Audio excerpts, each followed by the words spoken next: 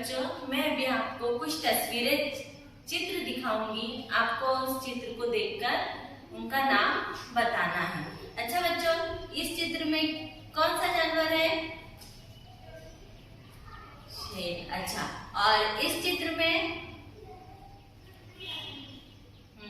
शेर और हाथी, ये दोनों जानवर कहाँ रहते हैं?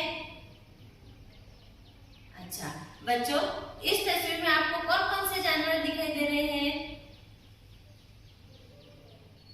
बकरी, मुर्गी, कुत्ता, बिल्ली, ये जो जानवर है ये पालतू जानवर है।